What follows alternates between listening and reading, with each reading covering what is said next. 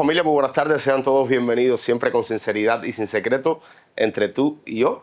En esta tarde, desde el Hotel Parque Central, tendremos un invitado especial, un actor humorístico, además de ser presentador del gustado espacio de los Lucas. Sí, la bienvenida, las buenas tardes, con sinceridad y sin secreto, entre tú y yo, Michel Pentón. Nos vamos a divertir, estoy completamente seguro, así que no se mueva.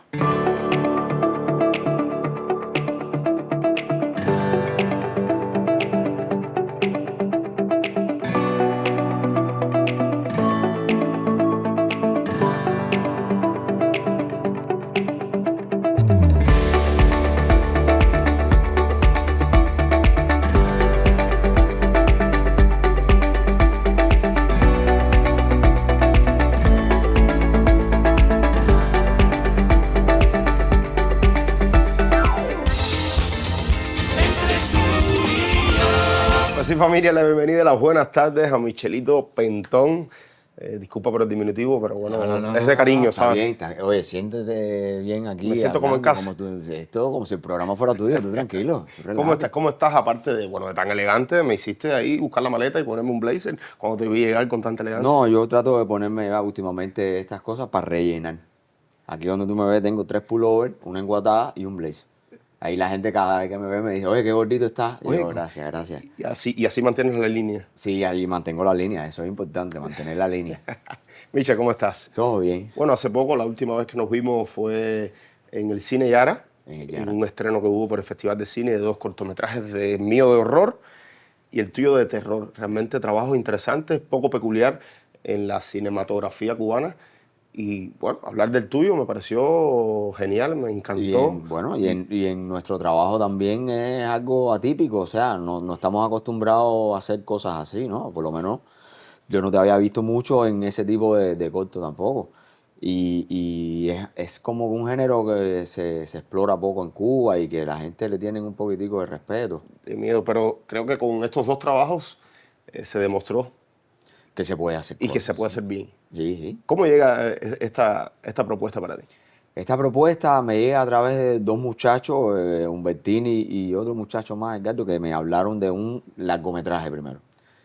Pero era muy complicado y muy costoso. Y costoso sobre todo, había que sacar. Entonces, Humbertini se lo tomó más en serio y me dijo, no, esto vamos a tratar de hacer primero un corto que no tenga nada que ver con el largometraje y a partir de ahí tratar de alar un poco, por lo menos, de sponsor y de presupuesto para poderle sacar entonces ya más jugo y poder hacer serio el largometraje. Entonces, bueno, le digo, yo estoy en el tren ahí montado, tú me vas manteniendo al tanto y casi como siempre los socios te meten pie. Él me llamaba, me decía, mañana vamos a leer, mañana leemos, el lunes grabamos. Bien, perfecto. Okay. Me parece eso muy digno de ti.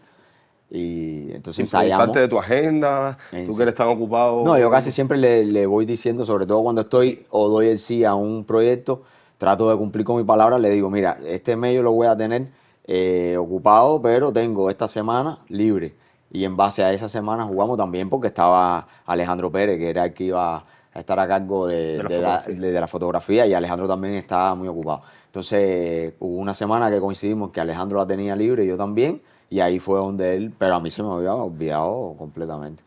Y ya, pero salió todo bien. Al final no fueron tantos días, también eso lo hicimos en un par de noches y nos salió, yo estoy contento con él. Salió muy bien. ¿Y cómo se pudieron alejar de la historia original? Porque me imagino que todavía se mantenga el interés de hacer el largometraje. Entonces, ¿cómo hizo un guión aparte, otra historia, o con puntos en contacto con la historia del largometraje tuvo el corto? Más bien viene siendo como un spin-off. O sea, se tomó el personaje de Tacón, o sea, Tacón era una historia, venía siendo como una historia. Y a partir de ahí, entonces, derivó a el personaje de Rafiki, que se usó también, pero se hizo más o menos así. Tratar de mantener la idea de lo que puede ser una leyenda urbana.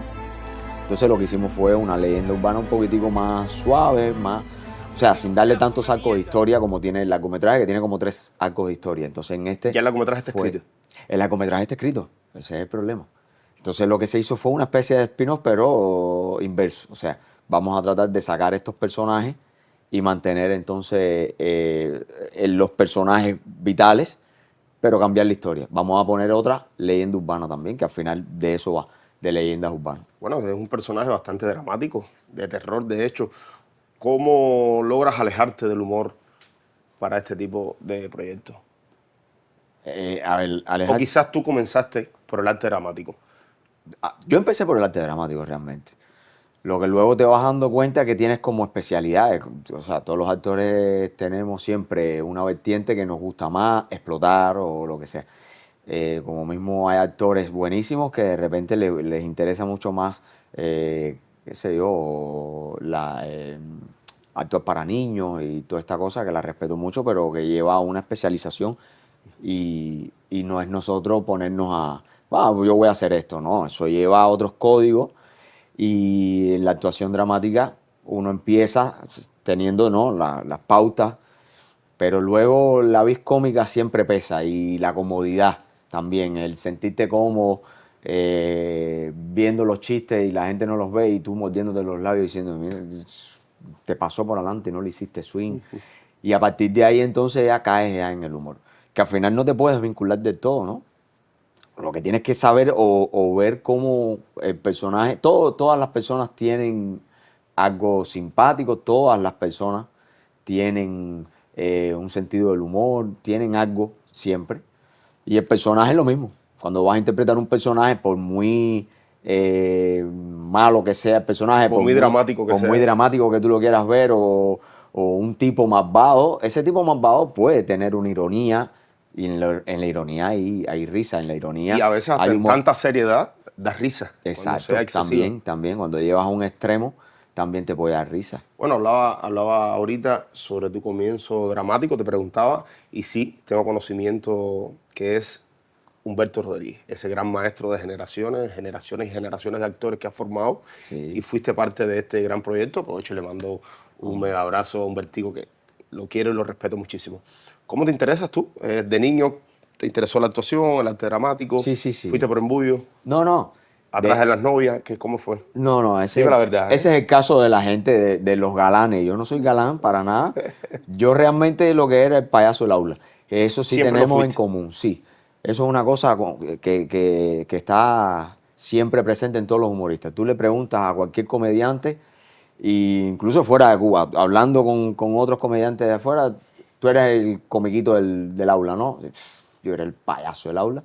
En el caso mío fue así. Mi primera profesora, que todavía tengo contacto con ella, María del Carmen, desde que yo empecé en preescolar y primer grado, que fue María del Carmen mi profesora. María del Carmen, hoy por hoy, a todo el mundo le dice, yo siempre dije que él iba a ser el payaso, porque ese chiquito siempre era el que ponía, yo lo tenía que castigar, pero me reía, entonces no tenía fuerza moral para... Y es que desde el principio uno siempre tiene esa, tú sabes, esa inclinación, esa cosa, esa inquietud. Y lo mío era por declamaba, leía esto, leía lo otro en la primaria, pero el humor siempre tenía que estar presente, siempre, siempre. Y tuve en la primaria un profesor que se llama Gerardo Frometa. Y Gerardo Frometa era profesor mío de historia, pero también veía que estábamos montando cosas, a él le gustaba, él es actor también, y ahí un día me dice, mira, te voy a llevar a la Casa de la Cultura de Plaza, que hay como yo era tampoco, era tan muchacho, tampoco tenía la edad como para el grupo Humberto, entro al grupo Federico García Lorca con Villasuso y Mario Montejo. Entonces ahí hago como un par de obras, hice Deseo bajo los olmos y también Pinocho. Y me vinculaba mucho con los actores que eran mayores que yo, bueno, Leo Benítez, Alain Chaviano, Denis Díaz, Saray Viña, Susel Benavides, toda esta gente que eran de un grupo supuestamente de mayores. El grupo de mayores era el de Humberto Rodríguez, el grupo Galonzo. Y siempre me vinculé con ellos, estaba junto a ellos siempre. Cuando hacía falta un personaje para algo en el grupo, yo decía yo y me incluían. Y ya hay un momento en que Fuiste parte era de los orgánicamente dos, de era los de dos. los dos. Yo trabajaba en los dos grupos, era ahí, hacía un part-time. Entonces ya Lazarito el Negro entra a la ENA había una obra de teatro que se llama Agua de Río, que Humberto la tenía en activa todavía y que estaban los actores muy engranados y le faltó el protagonista. Y Humberto me hace la propuesta y ahí entonces oficialmente es que entro a Los Galonzos. Micha, te propongo hacer una pequeña pausa, enseguida regresamos. Dale. No se mueva, seguimos con sinceridad y sin secreto entre tú y yo. Estoy hablando con usted.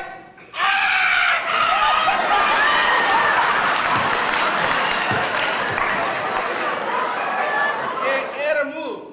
Coño, ¿por qué calladito te lo tenía? Hace mucho que no pasa carro por aquí.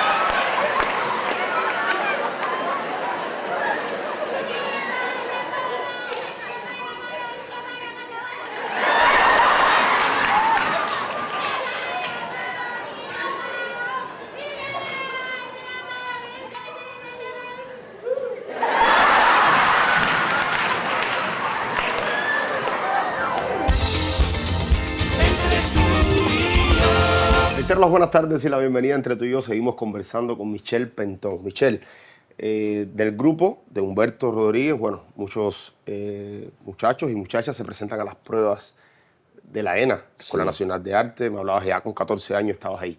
¿Lo haces tú? ¿Te presentas a la Escuela de Arte? Yo me presenté en la escuela, sí, no recuerdo ahora el año, pero sí me presenté una sola vez. No logré entrar a la ENA, pero igual, o sea, seguí, o sea, Y quizás porque da la oportunidad a la ENA que te vuelvas a presentar, no lo hiciste. no. ¿Por qué? No, porque, no sé, yo soy siempre desde niño tengo una teoría en la vida, e incluso me presenté en ELISA luego también y suspendí. Y hay cosas que no son para ti y yo no esfuerzo nada. Si no me alcanzó el talento para entrar en la ENA, no pasa nada. O sea, que estudien otros que sí tienen más talento que yo, perfecto. Yo voy a lo mío, la vida es una sola, no podemos tampoco, no creo que uno deba perder 5 años para intentar, no es mi teoría, Tu filosofía. no es mi filosofía, no, yo me baso en otra cosa. ¿Y me qué, baso qué ocurrió contigo en seguir entonces con trabajando. esa etapa de los 16, 17, 18 años? Porque profesionalmente creo que llega a la Oveja Negra, donde te Sí, das a hasta los conocer. 17 Hasta ahí, antes de llegar a la Oveja Negra, ¿a qué te dedicaste? me presenté con 14 en la ENA, suspendí y entonces entré o sea, hice mi tecnológico en Hermanos Gómez, que de hecho Carlos Solar y yo estudiamos en la misma, o sea, en aulas diferentes, pero en el mismo año. El profe Carlito, papá de Carlos Solar, era profesor mío de historia también, que le mando muchos saludos al profe, nos vimos hace poco. Y estudié ahí mi primer, segundo y tercer año de refrigeración, que fue lo que yo estudié. Al final no me gradué, pero o sea, por el día iba a las clases de refrigeración, por la noche iba al grupo Humberto. Estos 3 años estuve... ¿Continuaste vinculado en el grupo haciendo? Por la noche, sí. Llegaba de madrugada a mi casa, me levantaba por la mañana e iba a lo de la escuela, normal. ¿Y cómo llega la Oveja Negra a ti? O sea, el grupo fundado en el año 1994. Sí, el 10 de junio del 94 se funda la Oveja Negra, pero yo no soy fundador. No eres fundador, pero sí, estuviste muchísimos años vinculado. Sí. Estuve desde el 2002 que entré oficialmente hasta el año 2016, que ya dejo el grupo. Pero ahí ellos habían escrito una serie que bueno, hay gente del equipo de aquí, el gallego estuvo con nosotros, se llama, bueno, y Alejandro Pérez fue el director de fotografía.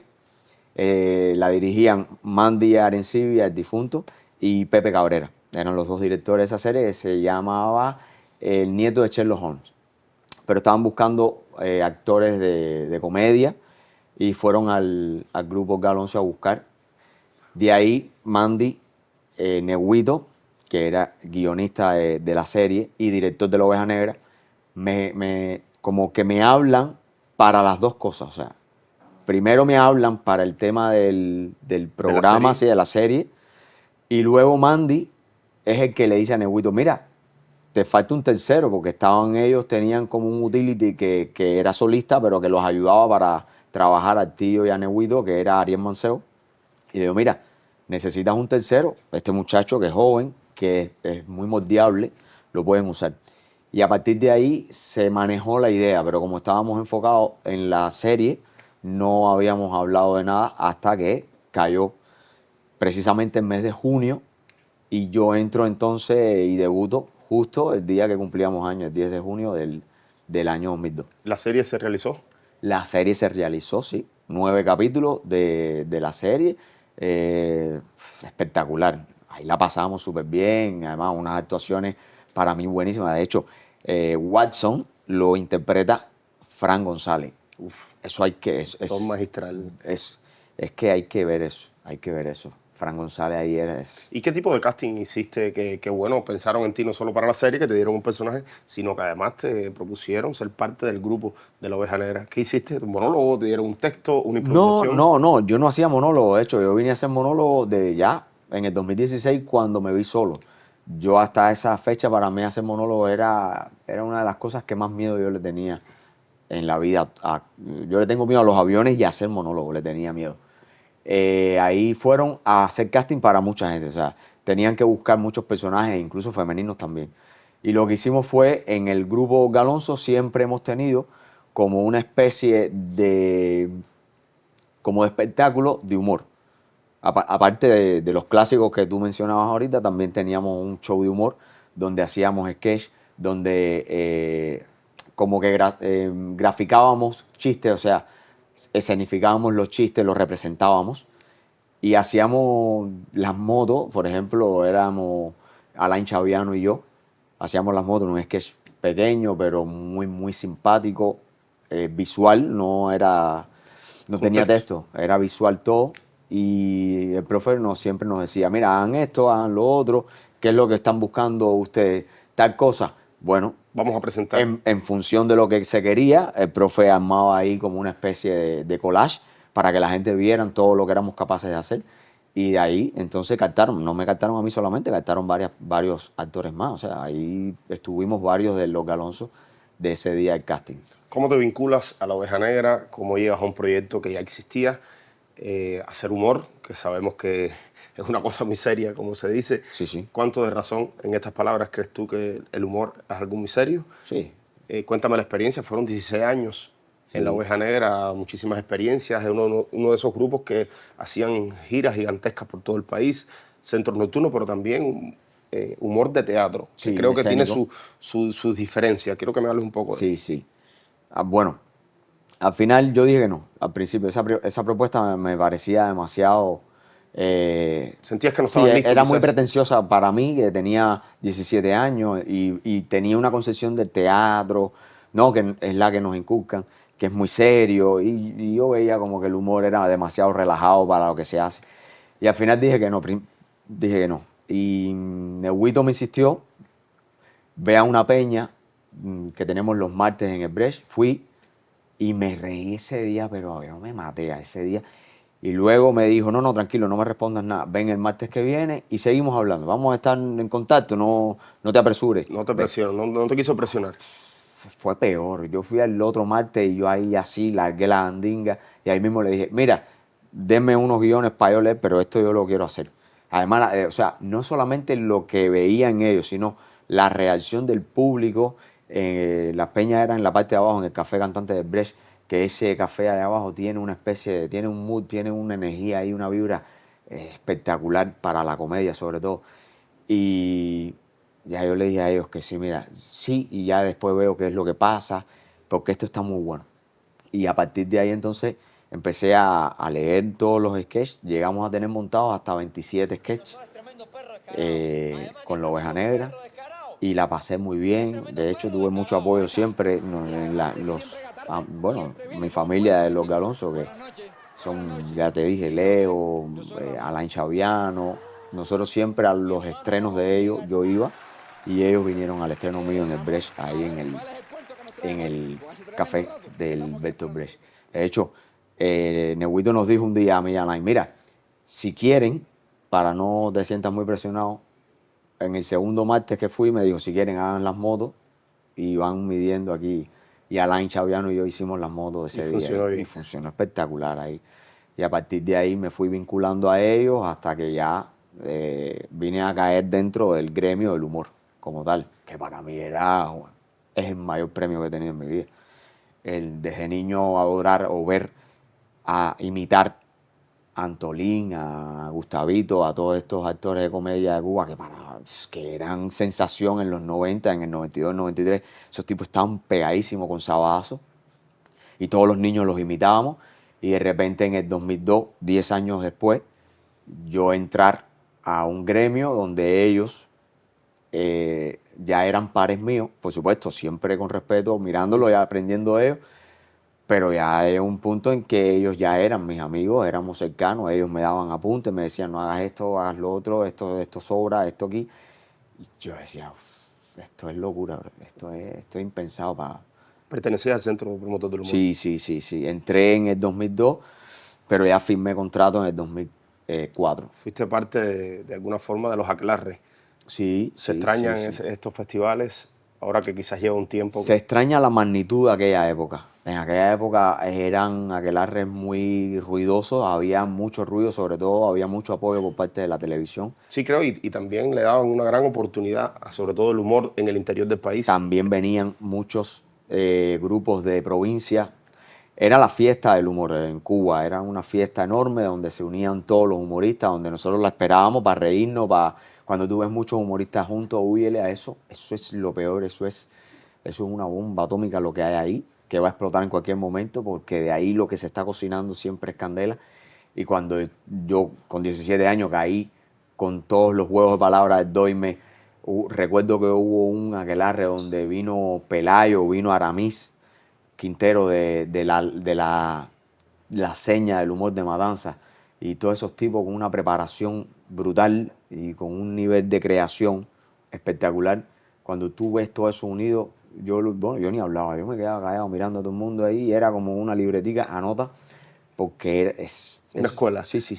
Eso es, no te puedo explicar. ¿Por qué decides ya no formar parte de la Oveja Negra? Porque, bueno, realmente ya veníamos teniendo como una especie de ideas, de necesidades. Neguito exigía un poquitico más de tiempo, ya yo quería tener un tiempo en vincularme con otros proyectos también que me interesaban, quería trabajar solo, como te dije, yo me voy. Ahora viene un proceso en mi vida un poquitico complicado, que es, yo nunca había escrito nada profesional, nunca había escrito un monólogo, nunca había actuado en un monólogo, no sabía lo que era el stand-up, y a partir de ahí tuve un año de suertes y de cosas raras, afortunadas, que nos pasan en la vida a todos, que a veces no las interpretamos, y me sirvió ese año 2016 para interpretar eso, para aprender del stand-up, ver qué cosa era, cómo era, los tiempos de comedia en grupo son unos. Tú hablas con un interlocutor, o sea, estás hablando con alguien que te oye, que te responde, y cuando tú haces stand-up es hablarle al público sin respuesta, eres tú solo. Y todo eso tuve un año para aprender a entenderme, para ver mi tiempo, mi timing. Ese año lo tuve muy bueno, y para escribir un monólogo. ¿Lo escribiste tú mismo? Me ayudó muchísimo, Ramón Mustelier me ayudó muchísimo en escribirlo, en organizarlo, en darle cuerpo a lo que yo quería decir. Y luego entonces tuve la ayuda de Otto Ortiz, que me ayudó a cómo decirlo, a cómo enfrentarme, a cómo rebajar eso que tú escribes, porque tú escribes de una manera pero hablas de otra. Hablas de otra, claro. O sea, y casi siempre cuando escribes vas a una cosa muy literal, muy de literatura, y cuando tú hablas eres más Coloquial. suave. No, eres más cercano. Cuando tú hablas, tú empleas otras palabras, otros términos. Y eso era lo que me faltaba también entender.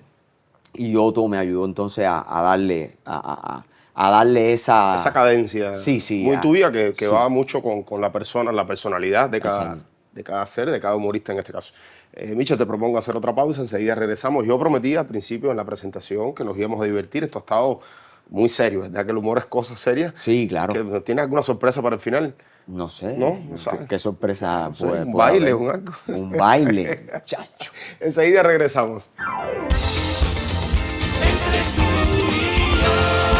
Entre tú y yo le propone y usted solo debe elegir.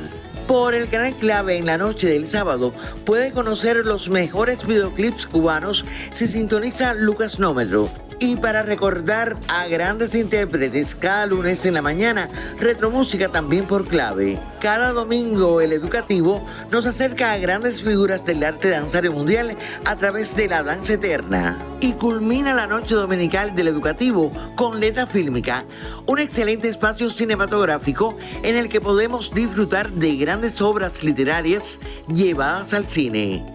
Al duro y sin guante, glorias deportivas y swing extra son algunos de los gustados espacios que Tele Rebelde, el canal de los deportes en Cuba, nos propone para el lunes. El canal de las múltiples miradas al universo sigue estando en la preferencia de los amantes del séptimo arte con sus atractivos espacios del domingo. La tanda conectando que incluye cine de aventuras, cine juvenil y tardes de cine. El canal de todos continúa con atractivas propuestas para el fin de semana. El sábado, Edima Sola nos espera en la céntrica esquina de 23 IM. Hasta que amanezca, nos invita a disfrutar de largometrajes de diferentes géneros. El domingo, con series y películas, llega Arte 7, con un interesante documental y comentarios para que saquen sus propias conclusiones. El domingo también pasan a lo desconocido. Y por supuesto, a las 2 de la tarde sabatina, siempre con invitados de lujo, Alejandro Cuervo nos recuerda que no hay secretos ni tapujos, pero que todo queda entre tú y yo.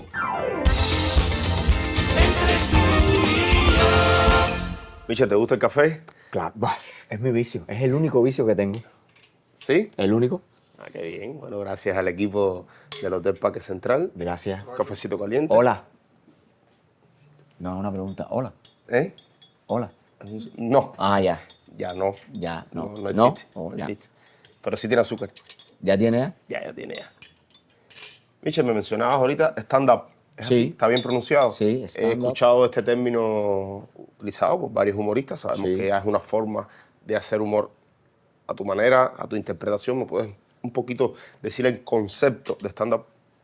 Básicamente es eso, es humor de pie, he leído que la referencia viene de los años 70, de los periodistas que hacían reportajes de pie y se le puso entonces el comedy como para darle el apellido para que se sepa qué estás haciendo, stand-up comedy. Pero al final es comedia, es monólogo, le dicen monólogo de toda la vida. Aquí en Cuba ha existido el stand-up de toda la vida porque es eso.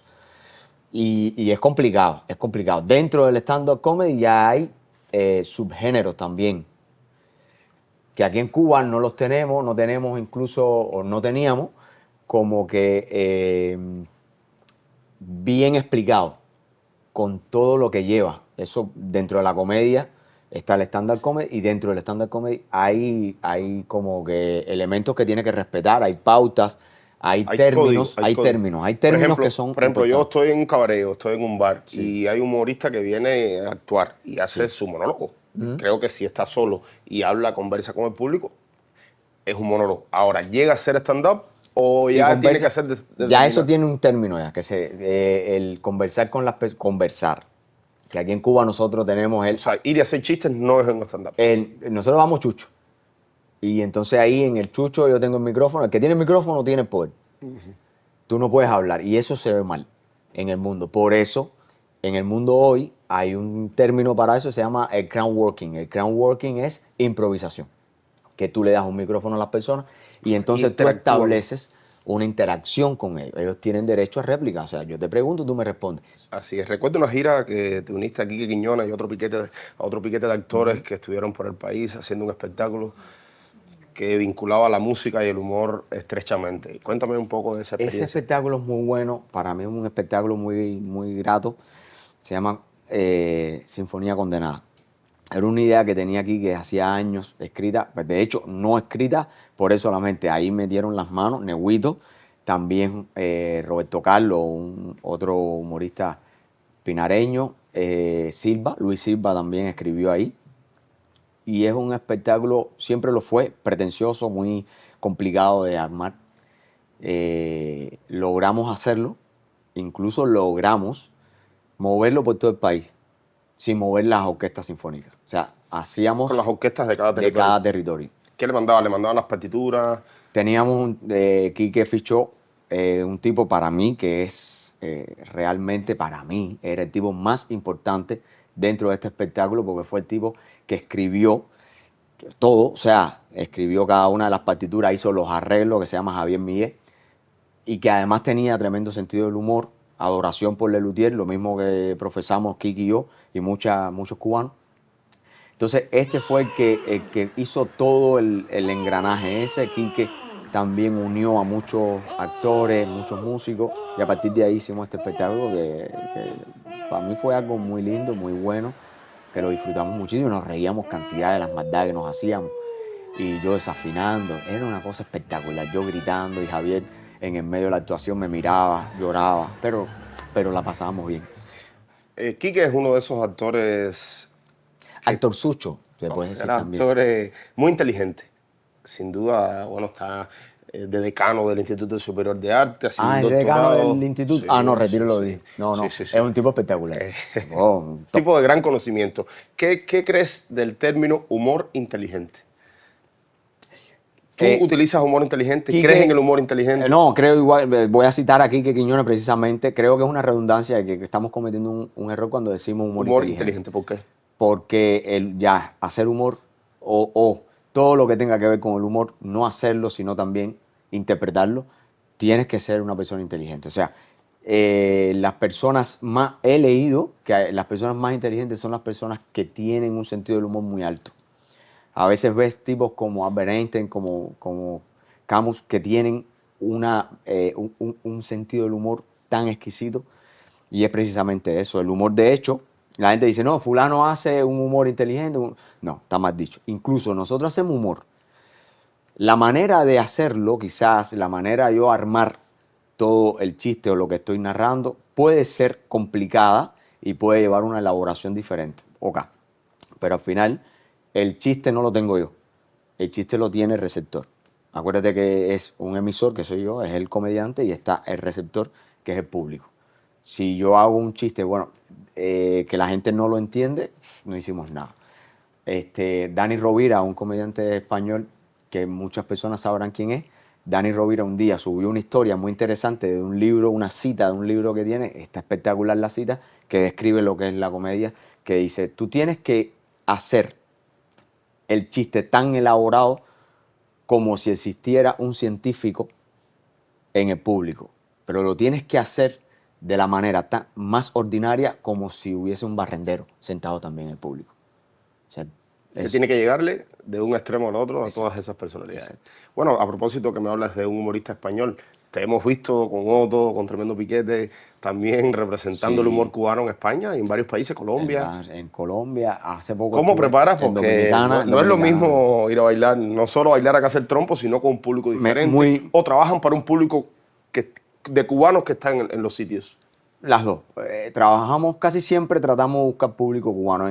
Por ejemplo, ahora mismo yo acabo de llegar de Dominicana, donde hice como 5 o 6 funciones ahí, solo para dominicanos, cero cubanos. Entonces, probaba mis cosas. ¿Fuiste tú solo o fuiste con aquí? No, fui solo. De hecho, fui a pasarme con parte de la familia de mi esposa, viven allá. Mi esposa está trabajando allá en Dominicana. Entonces ya tenemos como que la vida de nosotros está entre Dominicana, España y Cuba. Nos estamos moviendo en ese circuito por una cuestión familiar. Entonces fuimos a pasar el fin de año con mi suegra y ahí me embullé. Había un comediante que se estaba presentando en esos días, se llama Carlos Sánchez, que estamos haciendo todo lo posible porque venga. Él quiere venir a Cuba. Para mí es uno de los mejores de Dominicana. Y Carlos me invitó, o sea, como público. Y de repente me hace la propuesta indecorosa de ¿quieres subirte y probar 10 minutos? Y eso, sobre todo para un cubano, eso no se le puede decir. Tú sabes, y ahí yo le dije, claro, voy para allá. Entonces probé y me fue súper bien, espectacular. Y a partir de ahí fui probando otros materiales. Yo trato de no usar cosas muy locales, porque somos isleños y los isleños siempre nos anclamos a la tierra. Pero me trato de salir, toco temas un poquitico más allá de la infancia, tengo un monólogo que se llama Reír de lo lindo, que hablo de los feos y de mi familia de feos. Trato de Eso es hablar de algo todo. muy universal. Exacto. Y entonces eso te ayuda a caminar bastante en España. Se entiende, bueno, feos hay en todos los países. Y a partir de ahí me voy moviendo. Y es muy lindo, es muy reconfortante a veces. Y yo lo disfruto mucho cuando la gente viene y no saben quién tú eres, no te conocen. En Dominicana me pasó. Y me dicen, dale, súbete y prueba.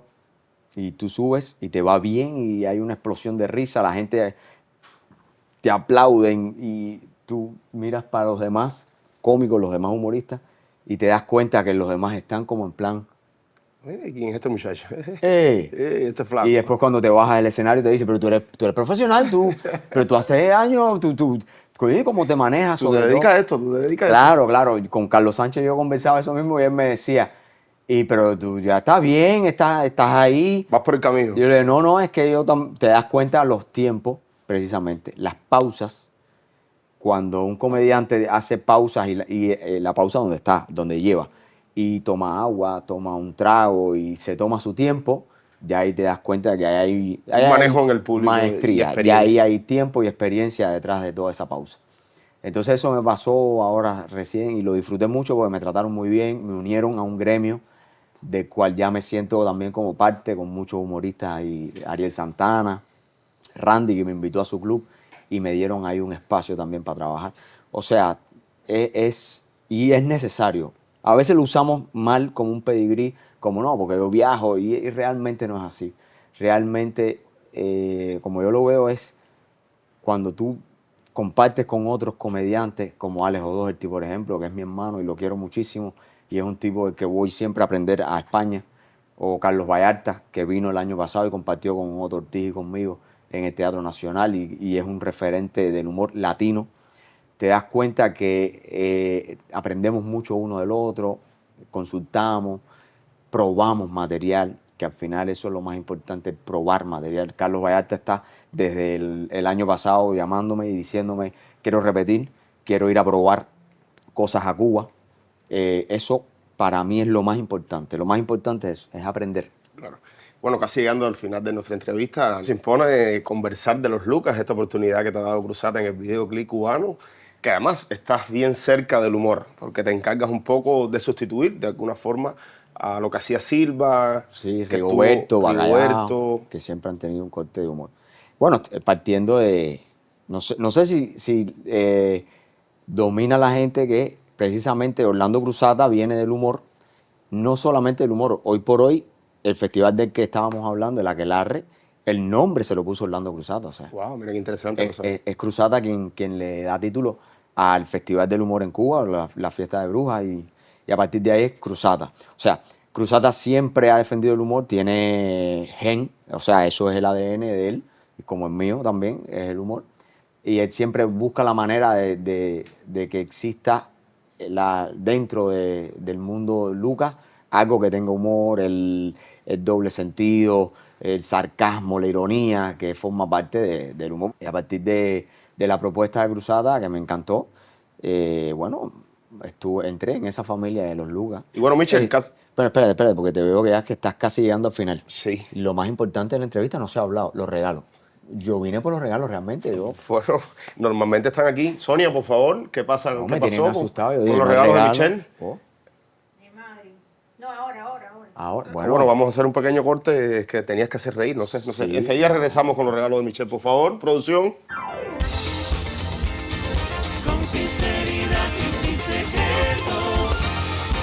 Y bueno, Michelle, aquí están tus regalos. Menos mal. Gracias a la No, de verdad. producción. Yo pensé que te ibas con las manos vacías. No, yo estaba serio por eso. ¿Vale? Todo el mundo, no, esto es un relajo. No, yo no veía, yo estaba un poquitico. Bueno, son muchos los detalles, emprendimientos que nos acompañan. Mira, para el teléfono más que útil de Acrilat, este portacelular, con nuestro logo entre tú y yo. Ahora lo que hace falta es el celular, pero bueno, No, tú tampoco debes vamos. tener, sí, debes eso tener, es- porque yo te sigo y te no, etiqueto poquito a y te poco. veo. En otra entrevista me lo darán. De brujas, un talco. Esto viene para mí, vaya. Esto se lo voy a dar a mi suegra de Brujas, para ella. Ay, qué bonita. Y bueno, tienes una invitación, un desayuno acá en el Hotel Parque Central Sí, con un acompañante. Deciden cuando te levantas temprano y vienes a desayunar. tengo que venir con mi esposa. ¿Es para 2 personas? Sí, para ti y para otra persona, claro. Bueno, perfecto. Y si quieres ese mismo día, puedes visitar el Centro Holístico de Bienestar de Marí. Aquí está la dirección y los detalles, donde bueno, dan masajes, ofrecen muchísimos servicios No, esto sí ya no es para por masa. relajación total. No, capaz que me fracturen algo, es que yo estoy así ahí, me hago. Y esto, No, que sé que te gracias, va a gustar gracias. también, de Tucker, tienes una limpieza y mantenimiento en tu casa, una sesión completamente gratis, a los equipos electrodomésticos, días de refrigeración, a los muebles, bueno, hacen de todo. Comunícate con ellos Perfecto. y te estarán atendiendo. Oye, gracias. Y bueno, este regalo especial de Rebustillo, un rostro de habanera. Oye, esto ya esto es coleccionable ya, ¿ok? ¿Cuántos tienes ya? Tengo como 2 o 3, ¿para qué engañarte ya? Has perdido la de la cuenta ya. neurona, sí. Así Sí. es. Y bueno, estas hermosas rosas rojas de nuestro equipo, entre tú y yo. Mira qué bien. Esto. No, perfecto. ¿Ves? ¿Cuándo me vuelven a invitar aquí? Ya te avisaremos. Tienes No, que bueno, sin seguir problema. poniendo en alto el humor cubano fuera No, y en de bajo nuestro país, también, como estás vamos a haciendo, y acá darle- también. ¿Y cómo lo has pasado? No, bien. Oye, te vas con un cafecito, con una limpieza, no sé. Ay, chico, esto es lo mejor que hay. Valió la pena. ¿eh? Lo voy a recomendar Así la es. entrevista. A ustedes gracias por acompañarnos. Espero que hayan disfrutado de este programa. Esto es con sinceridad y sin secreto entre tú. Y yo. Quedó claro. Nos vemos el próximo sábado, 2 de la tarde, por Cubavisión, el canal de todos.